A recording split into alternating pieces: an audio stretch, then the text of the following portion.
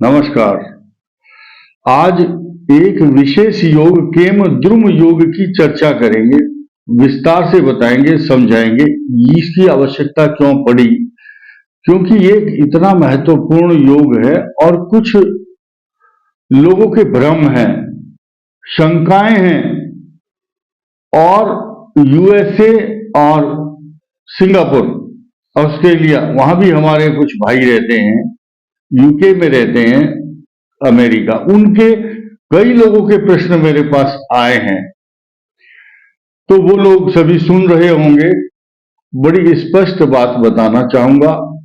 फल दीपिका, बृहद ज्योतिषार, लगन चंद्रिका और भी बड़े बड़े ग्रंथ हैं, लघु पाराशरी है और चमत्कार चिंतामणि है, ज्योतिष के बड़े बड़े ग्रंथ हैं, सब में चर्चा की गई है और अलग अलग संदर्भों में केमद्रुम के विषय में बात की गई। लेकिन कुछ शंकाएं फिर भी, कुछ लोग भ्रम भी पैदा करते हैं, कुछ लोग इमोशनली डरा भी देते हैं, अरे केमद्रुम योग है, तुम तो कुछ भी नहीं कर सकते।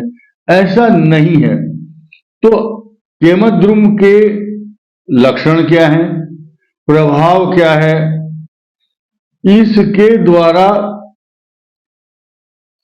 केमद्रुम कौन कौन से ग्रहों की वजह से टल जाता है, उन सब शंकाओं का निवारण करने के लिए मैं आपके समक्ष प्रस्तुत हूं। और ये भी बताऊंगा जिनका केमद्रुम योग होता है, पता नहीं कितने करोड़ लोगों का होगा, बहुत अच्छे से सरवाइव करते हैं, अच्छा खाना खाते हैं, अच्छे शौक रखते हैं, स्वभाव सबके अलग अलग होते हैं, लेकिन इससे डरने की आवश्यकता नहीं है। आइए शुरू करते हैं। केमद्रुम होता क्या है। कुंडली में किसी भी स्थान पर जब चंद्रमा जहां पर स्थित हो, उससे एक आगे या पीछे कोई ग्रह नहीं है तो, और उसके साथ में भी कोई नहीं है तो द्विद्वादश, इसको संस्कृत में बोलते हैं द्विद्वादश। द्वि मैंने दूसरा, द्वादश मैंने 12वां, यानी कि चंद्रमा के 12th हाउस और 2nd हाउस में कोई ग्रह ना हो तो केमद्रुम योग कहलाता है और चंद्रमा से बनता है ये योग। लेकिन जब चंद्रमा से 1 4 7 10 1 4 7 10 अथवा चंद्र कुंडली जब बनाएंगे आप, तो चंद्रमा केंद्र में आएगा और चंद्रमा से चतुर्थ भाव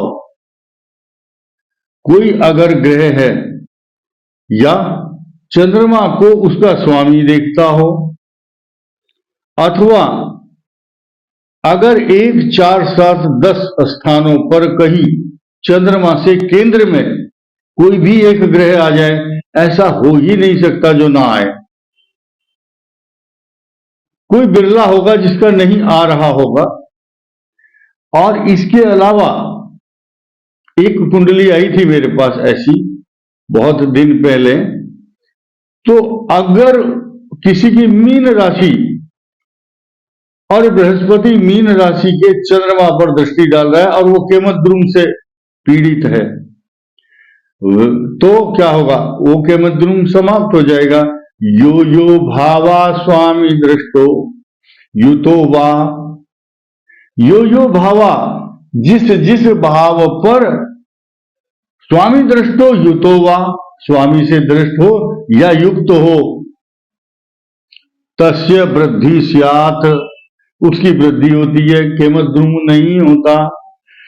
तो शंकाएं दूर करने के लिए ये वीडियो हम आपके समक्ष लाए हैं।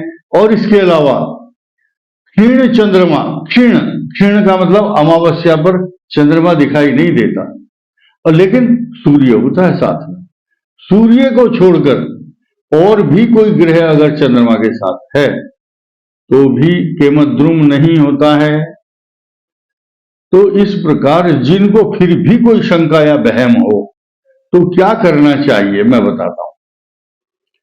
चंद्रमा मनसो जातः जिनका केमद्रुम होता है वो अशांत चित्त के होते हैं, इनसिक्योर्ड, इमोशनल, डर रहता पता नहीं मेरे जीवन में खुशी मिलेगी या नहीं। एंग्जाइटी शब्द प्रयोग करेंगे हम इसके लिए। एंग्जाइटी, इनसिक्योरिटी तथा महत्वाकांक्षाएं खत्म हो जाती हैं उस आदमी की। लेकिन उसका इलाज क्या है, रेमेडी क्या है? साइंटिफिकली सुनिए आप। चंद्रमा ही मन है, और चंद्रमा जब आगे पीछे सपोर्टिंग सिस्टम में नहीं है कुछ, तो चंद्रमा यानी कि मन अच्छा नहीं है। तो चंद्रमा की पूजा कैसे होगी? भगवान शिव के शिवलिंग पर दूध चढ़ाइए, क्योंकि चंद्रमा जो है भगवान शिव के माथे पर विराजते हैं। उनकी प्रसन्नता के लिए भगवान शिव की उपासना।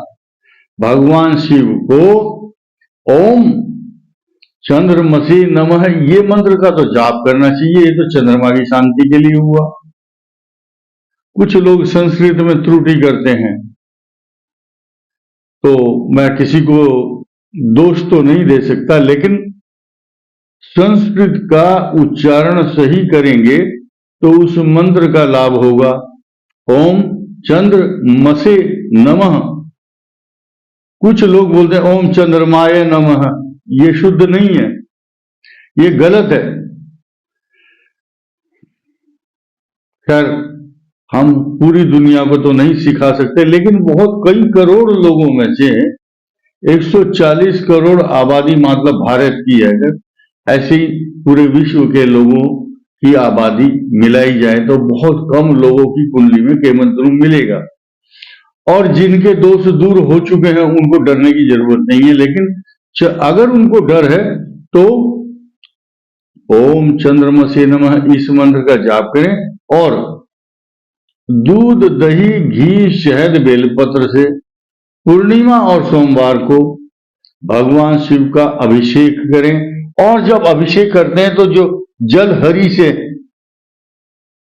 जल नीचे गिरता है, थोड़ा सा हाथ लेकर के इन दो उंगलियों से तर्जनी और मध्यमा ऐसे लेकर के अपने नेत्रों पर लगाएं।